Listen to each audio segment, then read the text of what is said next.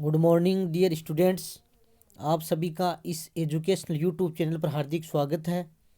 प्रिय विद्यार्थियों, पिछले वीडियो में हमने संगम काल की सामाजिक स्थिति यानी संगम काल के सामाजिक जीवन के बारे में अध्ययन किया था और आज हम संगम साहित्य का अध्ययन करेंगे। इम्पोर्टेंट टॉपिक है, एग्जाम्स में संगम साहित्य पर टिप्पणी पूछी जा सकती है।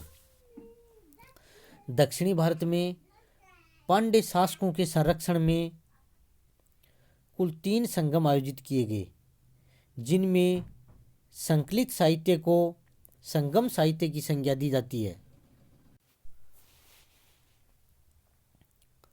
यानी दक्षिणी भारत में 3 संगम हुए हैं। संगम यानी कवियों तथा विद्वानों का सम्मेलन।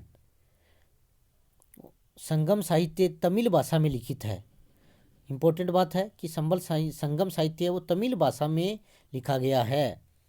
संगम तमिल कवियों तथा बुद्धिजीवियों का एक संघ अथवा संगठन था। तो इस प्रकार आपको ये इसमें 2-3 तथ्य हैं वो आपको याद करने हैं। संगम साहित्य में 3 महत्वपूर्ण राजवंशों यानी चोल, चेर तथा पांड्य राजवंशों का उल्लेख मिलता है। इनमें चेर का सबसे अधिक उल्लेख मिलता है तथा संगम साहित्य में सबसे जो प्राचीन राजवंश है वो चेर राजवंश था। ये भी आपको ध्यान में रखना है। तो इस प्रकार ये जो 3 संगम आयोजित किए गए, प्रथम संगम अगस्त्य ऋषि की अध्यक्षता में हुआ था और ये मदुरै में हुआ था और निवासी यानी 89 पांड्य शासकों इसमें संरक्षण दिया था। द्वितीय संगम का अध्यक्ष तोलकापियर था और ये कपाटपुरम में हुआ था। स्थान का नाम है, जगह का नाम है। तृतीय संगम इसका अध्यक्ष नक्कीरर था और ये मदुरै में हुआ था। तो इस प्रकार इन तीनों संगमों की कुल अवधि लगभग 9,950 वर्ष मानी जाती है और इतिहास का नीलकंठ शास्त्री के अनुसार जो संगम साहित्य वो ईसा की 3 शताब्दियों में लिखा गया है। प्रथम संगम का कोई ग्रंथ इस समय उपलब्ध नहीं है।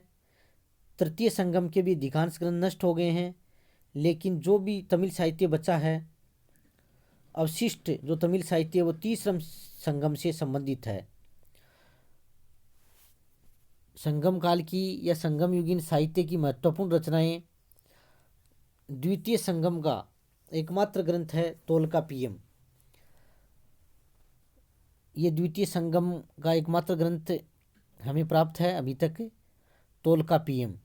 इसकी रचना कवि तोलकापियर ने की थी और यह है तमिल व्याकरण ग्रंथ है। ये जो तोलकापियर हैं वो अगस्त्य ऋषि के 12 शिष्यों में से एक थे और तोलकापियम ये तमिल व्याकरण ग्रंथ है जो सूत्र शैली में रचित है। तोलकापियम में 8 प्रकार के विवाहों का वर्णन मिलता है। तो ध्यान में रखना है, जो तमिल व्याकरण ग्रंथ है वो तोलकापियम है। इसके रचनाकार कौन थे? तोलकापियर थे। दूसरा महत्वपूर्ण ग्रंथ है शिल्पदीकारम। इसके लेखक का नाम है इलंगो आदिगल। ध्यान में रखना है, यह भी संगमकालीन महाकाव्य है। शिल्पदीकारम का नायक कोवलन माधवी नामक गणिका पर अपना सारा धन गंवाकर अपनी पत्नी कणगी के पास आता है। कोवलन व कणगी मदुरा के लिए रवाना होते हैं। मदुरा में कोवलन पर रानी की एक पायल यानी नूपुर चुराने का झूठा आरोप लगता है। वह राजा कोवलन को जल्दबाजी में मृत्युदंड दे देता है। कणगी अपने पति को निर्दोष साबित करती है। निर्दोष कोवलन को मृत्युदंड देने की ग्लानि में राजा की मृत्यु हो जाती है तथा कणगी के हिसाब से मदुरा जलकर राख हो जाता है। इस प्रकार का इस काव्य में वर्णन मिलता है। नूपुर की कहानी का वर्णन इसमें मिलता है। तो आपको ये ध्यान में रखना है। और इसके शिल्पदीकारम जो काव्य है इसके रचनाकार हैं इलंगो आदिगल। इम्पोर्टेंट है, इन सबको आपको याद करना ही पड़ेगा। कॉम्पिटिशन एग्जाम्स में भी फर्स्ट ग्रेड की जो स्कूल व्याख्याता है, द्वितीय श्रेणी शिक्षक है, तृतीय श्रेणी शिक्षक है, जो भी इसमें संगम साहित्य का सिलेबस रहता है जिस एग्जाम्स में भी, उसमें इससे संबंधित क्वेश्चन मुख्य रूप से पूछे जाते हैं। आपके तो सिलेबस में है ही है। मणिमेखले, इसका लेखक है शीतले सतनार। मणिमेखले है, इसका लेखक बौद्ध लेखक था शीतले सतनार। और प्रोफेसर मेहंडाले ने तो शिल्पदीकारम को तमिल काव्य का इलियड कहा है, ये भी ध्यान में रखना है। मणिमेखले में कोवलन व माधवी की बेटी मणिमेखले कणगी से प्रेरणा लेकर अंत में बौद्ध भिक्षुणी बन जाती हैं। तो इस प्रकार का वर्णन इसमें दिया गया है।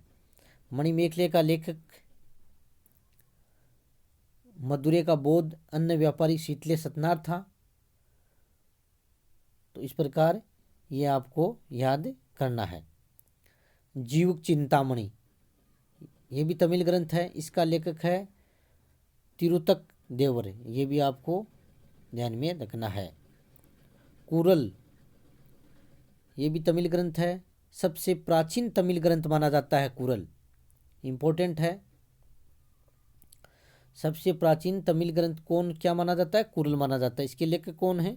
तिरुवल्लुवर। और ये तमिल बाइबिल के नाम से भी जाना जाता है। तमिल बाइबिल के नाम से संगमकालीन किस ग्रंथ को माना जाता है? तो ये आपको ध्यान में रखना है, कुरल को माना जाता है।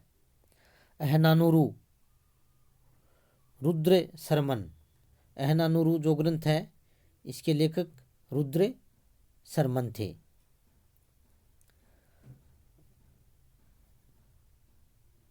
मरुगरुपाद्य, ये भी एक महत्वपूर्ण ग्रंथ है जिसके रचयिता नकीरर थे, यानी तृतीय संगम के जो अध्यक्ष थे वो इसके लेखक थे। इसमें भी तमिल कविताओं का संग्रह है। जीवक चिंतामणि जो किताब थी उसमें विवाह संबंधी वर्णन है, उसको विवाह की किताब भी कहा जाता है। इसके अलावा जैसे पत्तू पातू है, 10 कविताओं का ये संग्रह है पत्तू पातू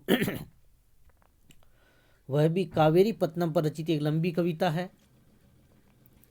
तो इस प्रकार संगम काल में महत्वपूर्ण साहित्य की रचना की गई जिसे संगम साहित्य के नाम से जाना जाता है, और ये तमिल भाषा में लिखा गया है। इसको आपको ध्यान में रखना है। तो इन सभी को संगम साहित्य, 3 संगम और इसकी महत्वपूर्ण रचनाएं आपको नोट्स के रूप में लिखने हैं और आपको याद करने हैं। इसके साथ साथ आपको ये नोट्स वगैरह भी बनाने हैं और आपको होम असाइनमेंट भी करना है। बहुत बहुत धन्यवाद।